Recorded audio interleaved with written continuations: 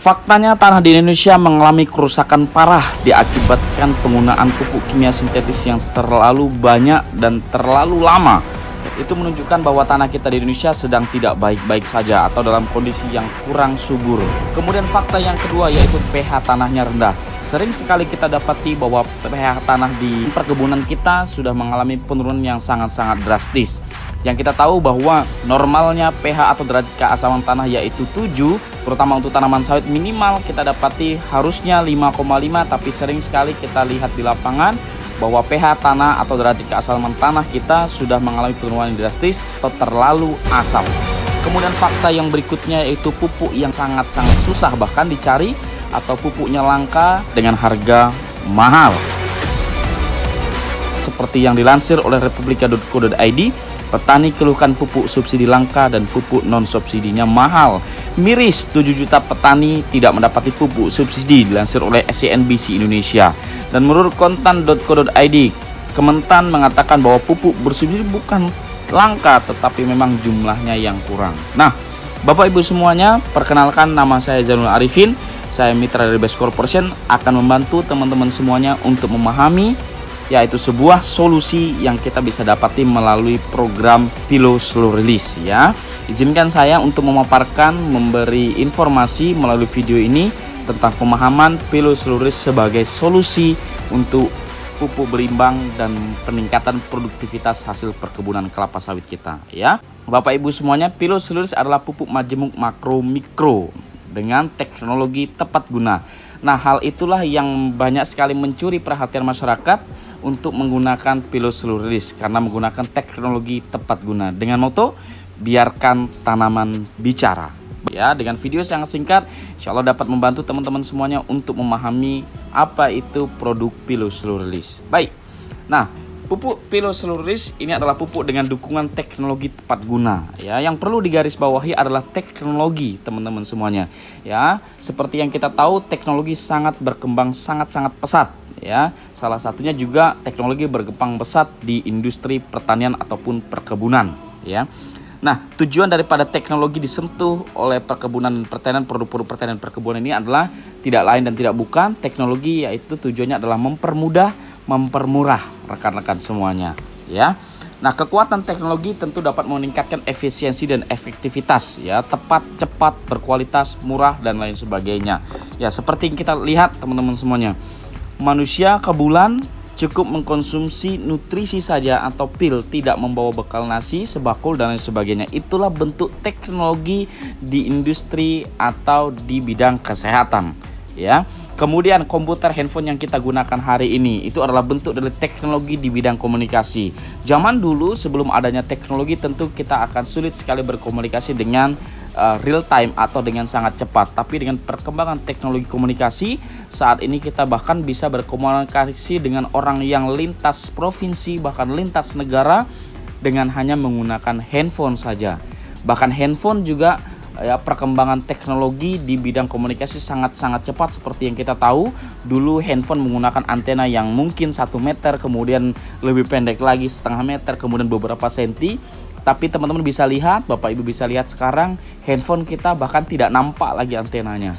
Namun ya, dengan perkembangan teknologi tersebut, walaupun tidak nampak antenanya, sinyal yang kita dapati ternyata lebih baik daripada yang dulu. Ya, teknologinya sekarang sudah 4G bahkan 5G. Teman-teman, nah itulah bentuk teknologi di bidang komunikasi ataupun di bidang kesehatan. Bagaimana teknologi di bidang industri pertanian dan perkebunan? Salah satu yang diperkenalkan oleh Pilu Slow Release adalah teknologi di bidang perkebunan pertanian dengan produk pupuk. Nah, pupuk hari ini juga disentuh dengan teknologi. Jadi kalau dulu kita harus memikul dengan jumlah kilo-kiloan, sekarang karena teknologi berkembang di industri pertanian perkebunan, terutama di pupuk Pilu Slow Release, akhirnya dapat membantu efisiensi dan efektivitas, lebih cepat, lebih tepat dan berkualitas. Ya, Pilu Slow Release mengandung teknologi mikroba yang dia bawa ya, yang tentu tidak kasat mata, namun mampu bekerja lebih optimal dibandingkan dengan pupuk biasa, Bapak Ibu semuanya. Nah, Pilu Slow Release ini mengandung unsur hara yang lengkap, bahkan dia disebut sebagai pupuk majemuk makro dan mikro. Makro mikro ini adalah unsur hara yang dibutuhkan oleh tanaman itu sendiri ya. Berikut ini adalah manfaat dari piloselulosis. Teman-teman bisa saksikan di gambar yang Anda atau teman-teman lihat di handphone ataupun di layar laptopnya. Ya, satu, dia meningkatkan produktivitas dan kualitas tandan buah segar kita. Ya. Kemudian yang kedua meningkatkan imunitas dan seterusnya, teman-teman bisa saksikan langsung saja dibaca di layar handphone atau layar laptopnya. Ya. Kemudian piloselulosis juga mampu meningkatkan nilai pH tanah kita menjadi ideal atau sebagai pH solution. Bahkan juga mengatasi buah trek atau yang tidak menghasilkan, atau sering sekali kita dapati buah atau tandan atau pohon yang mandul atau kita sering sebut dengan pohon jantan. Ya, tentunya piloselulosis dapat membantu penghematan biaya pemupukan dan waktu, sekaligus juga mampu menghemat biaya upah tenaga kerjanya itu sendiri. Ya, nah, pupuk piloselulosis sekali lagi adalah pupuk makro, mikro, majemuk. Apa yang disebut dengan majemuk? Apa bedanya dengan pupuk tunggal? Ya, jika pupuk tunggal adalah pupuk yang mengandung satu unsur hara saja, tunggal, ya, mungkin mengandung nitrogen saja, atau mungkin mengandung kalium saja, atau mungkin mengandung magnesium saja. Namun piloselulosis ini dikenal sebagai pupuk majemuk. Ya, apa itu majemuk? Majemuk adalah pupuk yang mengandung beberapa unsur hara lengkap, baik itu makro ataupun mikro. Nah, seperti itu. Nah, kemudian berikut ini adalah isi kandungan di dalam piloselulosis. Tentu makro primernya kita sudah ada N, P, dan K. Kemudian makro sekundernya sudah ada sulfur, kalsium, dan magnesiumnya. Ya, kemudian jadi makronya sudah ada makro primer dan makro sekunder. Nah, kemudian yang kedua adalah pupuk dengan kandungan mikro. Ya, ada kloridanya, ada Fe-nya, ada mangannya, ada Cu tembaganya, ada zinc, boron, dan molybdenum. Teman-teman semuanya, perlu kita ingat bahwa tanaman sama seperti manusia, sama seperti binatang yang hidup di alam ini. Ya, tanaman sama sifatnya. Jadi, apa itu fungsi dari makro primer? Jadi ibaratnya kalau manusia makan, dia makan nasi. Nah, makro primer itu yang dibutuhkan sangat penting oleh tanaman, seperti manusia makan nasi. Namun apabila kita memberikan nutrisi kepada tanaman kita hanya diberikan primernya saja, makro primernya saja, artinya sama seperti manusia, apabila dia makan hanya makan nasinya saja, tentu tidak lengkap, walaupun kenyang tapi tidak cukup nutrisinya. Jadi bayangkan apabila hari ini kita memupuk hanya menggunakan N, P, dan K saja, itu sama seperti kita hanya makan nasi saja, maka butuh makro sekunder atau penunjang yang lainnya, yaitu sulfur, kalsium, dan magnesium di tanaman. Ya, dicontohkan untuk manusia mungkin seperti makan nasi lengkap dengan sayur-mayurnya, Bapak Ibu, ya, dengan lauk pauknya. Ya, kemudian mikro ini memang tidak dibutuhkan banyak oleh tanaman, tetapi ini sangat penting teman-teman semuanya. Jadi ibarat manusia tadi sudah makan nasi beserta sayur, mayur, dan lauk, mikro ini adalah nutrisi seperti misalkan susu. Jadi 4 sehat 5 sempurna, akhirnya seperti itu. Makro, mikro. Di tanaman dikenal mikronya yaitu klorida, Fe atau besi, mangan, Cu, tembaga, zinc, boron, dan molybdenum. Nah, kemudian piloselulosis ini menariknya dia dilengkapi dengan hormon. Sama seperti manusia, sudah makan nasi, sudah makan sayur, sudah makan lauk pauk, sudah ada susu. Tetapi akan jauh lebih baik apabila kita setiap hari mengkonsumsi suplemen-suplemen penunjang kesehatan kita. Itulah hormon yang dimaksud dari piloselulosis yang terdapat di piloselulosis. Hormon ZPT yang ada di piloselulosis ini ada 3, auksin, sitokin, dan giberalin. Menjadi 1 3-in-1 dalam satu kemasan piloselulosis. Ya, hormonnya langsung 3 di dalamnya. Tidak sampai di situ, tapi piloselulosis juga dilengkapi dengan bakteri dekomposer atau pembenah tanah. Ini perlu sekali kita pahami dan penting sekali kita untuk pahami, karena banyak sekali sahabat-sahabat tandan berduri kita yang mengerti ketika memupuk saja. Padahal pupuk kimia seperti slide yang pertama tadi Anda saksikan, pupuk kimia dengan jumlah yang banyak dan kita pakai atau kita gunakan dengan waktu yang lama, itu justru akan membantu percepatan kerusakan pada tanah.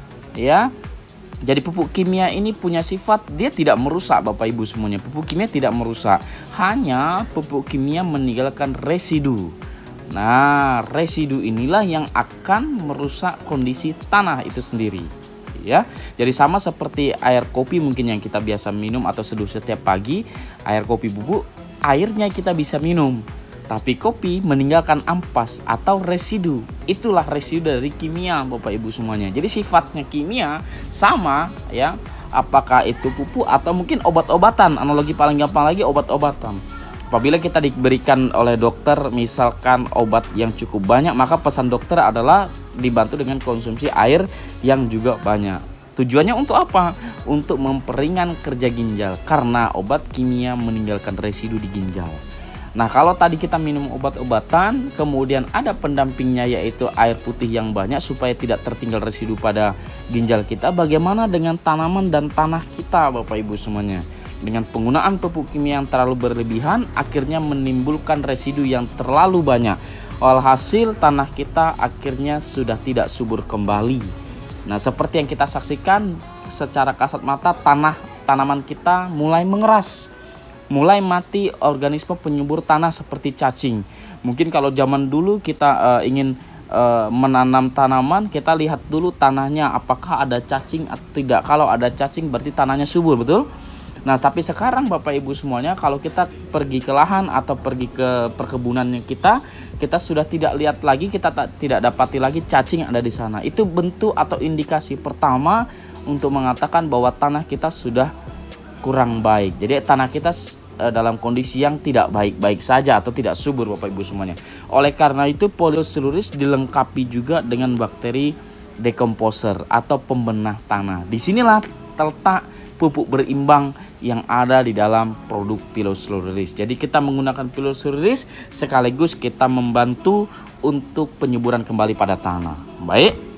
Nah, berikutnya ini adalah legalitas. Ini penting sekali kita tahu Bapak Ibu semuanya. Seperti yang kita tahu, tentu produk-produk yang berada di Indonesia harus memiliki SK Mentan ya untuk produk pertanian. Kalau obat-obatan atau makanan tentu izinnya dari BPOM misalkan seperti itu. Kalau pupuk dia boleh rilis atau dia boleh diedarkan jika sudah memiliki SK Mentan. Ya, SK Mentan ini akan meriset lebih dulu, dia masukkan ke laboratorium lebih dulu, dia cek dulu apakah betul ini kandungan unsur haranya bla bla bla bla, apakah sudah cukup untuk nutrisi tanamannya. Kalau sudah baik, sudah diriset, sudah ada hasilnya, sudah terverifikasi dengan baik, maka SK Mentan dikeluarkan Bapak Ibu semuanya. Saya ingin sampaikan bahwa Piloseluris sudah lengkap dengan SK Mentannya. Nah, tentu seperti kita Bapak Ibu semuanya, ada yang mungkin beberapa teman-teman saudara-saudara kita yang bekerja atau mungkin dia aktif di bidang kimia untuk meriset. Bagi Bapak Ibu yang hari ini tidak punya kemampuan untuk meriset, Bapak Ibu tidak perlu khawatir. Karena apa? Karena Piloseluris sudah diriset oleh pakarnya, oleh ahlinya, Menteri Pertanian. Nah, seperti itu Bapak Ibu semuanya ya. Dan tidak hanya berhenti di sana, tetapi kita punya uji laboratorium dari pihak ketiga yaitu Sukovindo. Seperti yang kita tahu bahwa Sukovindo adalah badan usaha milik negara yang saat ini tergabung dalam holding BUMN Jasa Survei dan ID Survei ya. Sukovindo ini sendiri juga menyediakan layanan testing, inspection dan certification. Dan kabar baiknya kita sudah mendapatkan report of analysis atau hasil dari analisa dari Sukovindo bahwa mengatakan tepat bahwa Piloseluris mengandung unsur hara makro, mikro, majemuk Bapak Ibu semuanya. Jadi ini menjadi kabar baik buat sahabat tandan berduri. Dengan penggunaan Piloseluris kita tidak perlu lagi beli karung yang merek A, merek B, kandungan A, kandungan B, tapi kita cukup menggunakan Piloseluris. Sudah lengkap di sana, ada makro, mikro dan bakterinya. Sekaligus dilengkapi dengan hormonnya Bapak Ibu semuanya ya. Sekali lagi ini menjadi kabar yang baik sekali karena ini akan bisa menjadi solusi di tengah harga pupuk yang mahal dan di tengah harga pupuk yang kondisi pupuk yang langka saat ini ya. Perbandingannya, nah pupuk kimia dengan pupuk Piloseluris ya, pupuk kimia biasa atau sintetis dengan Piloseluris. Jika menggunakan pupuk kimia biasa atau pupuk kimia sintetis, maka yang terjadi hanya dapat nutrisi. Tapi Piloseluris tidak hanya dapat nutrisi, tapi cukup nutrisi. Rekan-rekan semuanya. Kenapa? Karena dilengkapi dengan 13 unsur hara sekaligus dengan hormon dan pembenah tanahnya tadi. Akhirnya menghasilkan cukup nutrisi. Jadi beda ya konteksnya, dapat nutrisi dan cukup nutrisi. Ya, oke. Berikutnya untuk tanah. Ya, kalau pupuk kimia biasa tadi akan meninggalkan residu dan berefek merusak tanah. keras dan padat akhirnya tanahnya, atau tanahnya dalam kondisi jenuh dan mengakibatkan produksi sawit kita stagnan di situ-situ saja, maka penggunaan Pilosurus untuk tanah justru memperbaiki kondisi tanah dan memberikan penyuburan kembali pada tanah atau merestorasi kondisi tanah itu sendiri. Dan tentunya ini akan berefek untuk biaya, ya, penggunaan pupuk sintetis tadi yang kita singgung di awal, bahwa kondisinya sudah langka dan mahal, dan penggunaan Pilosurus ini bisa menghemat lebih dari 50%. Jadi bayangkan Bapak Ibu semuanya, apabila Bapak Ibu per satu kali putaran pupuk katakanlah 50 juta, dengan menggunakan Pilosurus Bapak Ibu sudah bisa menghemat 50%-nya atau 25 jutanya kita bisa simpan menjadi uang tabungan kita, dan 25 jutanya kita bisa belanjakan untuk pupuk. Oke, jadi sangat-sangat efisien, hemat dan tepat guna, ya. Pilosurus ini sekali lagi dapat membantu penghematan. Itu yang paling penting yang perlu kita ingat, sehingga kita tidak jadi orang yang boros, ya. Yang tadinya misalkan katakanlah 1 hektar per tahun kita, contoh saja misalkan 1 hektar per tahun kita butuh biaya kurang lebih 14 juta. Dengan penggunaan Pilosurus 14 juta kita bisa kita pakai atau kita gunakan untuk 2 hektar. Bayangkan Bapak Ibu semuanya berapa penghematan yang kita bisa dapati dengan menggunakan Pilosurus ini sendiri, ya. Berikut ini adalah proses kerja dari Pilosurus. Jadi 1-2 bulan pertama dia akan fokus pada pelepah, dan ini situasional, ya, case by case atau kasus per kasus. Teman-teman semuanya, tidak semua tanaman mengalami perubahan dengan waktu yang sama tentunya, karena perbedaan kondisi tanah atau kondisi bibit. Jadi banyak sekali penunjang untuk kesuburan tanaman kita. Salah satunya saja yaitu dari pupuk, ya. Bibit tentu berpengaruh, kemudian kondisi tanah tentu berpengaruh, sehingga menimbulkan testimoni yang berbeda-beda waktunya. Ada yang dalam waktu 2 minggu ada perubahan, ada yang dalam waktu 1 bulan ada perubahan, ada yang harus menunggu 2 bulan bahkan 3 bulan baru ada perubahan, ya teman-teman semuanya. Tapi saya pengen garis bawahi di situ, walaupun 3 bulan katakanlah, itu sudah lebih cepat daripada pupuk kimia sintetis yang biasanya kita gunakan, ya. Seperti yang kita tahu bahwa penggunaan pupuk kimia sintetis pada umumnya mengalami atau menimbulkan testimoni yang bisa kita dapati kurang lebih dalam waktu 6 bulan. Nah, Pilosurus kalau katakanlah dia lambat-lambatnya, maka kita bisa dapati testimoni dalam waktu perubahan baik itu dalam waktu 3 bulan. Itu paling lambat, ya. Sering sekali kejadiannya dalam waktu hitungan minggu, 2 atau 4 minggu pertama sudah mengalami perubahan. Baik. Nah, berikut ini adalah cara aplikasi Pilosurus. Pertama, Bapak Ibu silahkan lubangi dengan jarak kurang lebih 1 jengkal atau 30 cm dari pohon, ya. Biasanya ini akan menimbulkan pertanyaan, ya. Kenapa tidak di ujung pelepah? Karena biasanya kita menggunakan pupuk atau aplikasi pupuk itu di ujung pelepah, betul? Tetapi sekali lagi, karena sentuhan teknologi di industri bidang perkebunan dan pertanian, Pilosurus salah satu produk yang berteknologi tepat guna tadi, sehingga tujuannya adalah mempermudah, ya. Singkat cerita, untuk mempermudah hal tersebut, maka cara penggunaannya sangat simpel sekali. Cukup gali atau membuat lubang biopori dengan kedalaman 1 jengkal, bisa menggunakan cangkul atau menggunakan alat pertanian yang lainnya seperti dodos. Anda bisa gali, kemudian kedalaman kurang lebih 1 jengkal saja sudah cukup. Kemudian buka saset dari Pilosurus ini, taburkan bubuknya ke dalam lubangnya. Setelah itu tutup kembali lubangnya dengan tanah yang ada di sekitar. Oke, jadi sangat simple, sangat mudah. Nah, selain harganya murah tadi, Anda bisa menghemat biaya upah kerja atau upah karyawan mupuk Anda atau buruh pupuk Anda, ya. Dosisnya seperti apa? Nah, dosisnya rata-rata kita menggunakan 1 saset per pohon tergantung usia. Anda bisa konsultasikan kepada orang-orang yang memberikan link video berikut ini, ya. Kemudian untuk harga, tentunya ada beberapa keistimewaan ketika Anda bermitra di Pilosurus atau PTBS, ya teman-teman semuanya. Harga normal yaitu harga per 1 dus isi 120 saset itu harganya 3 juta rupiah. Namun Anda bisa dapatkan harga yang jauh lebih murah, bahkan lebih murah 50% dari harga normal dengan cara bermitra menjadi mitra PTBS atau mitra Pilosurus. Bagaimana cara menjadi mitra? Anda bisa saksikan di video lanjutannya atau bisa tanyakan kepada orang-orang yang memberikan link video berikut ini, ya.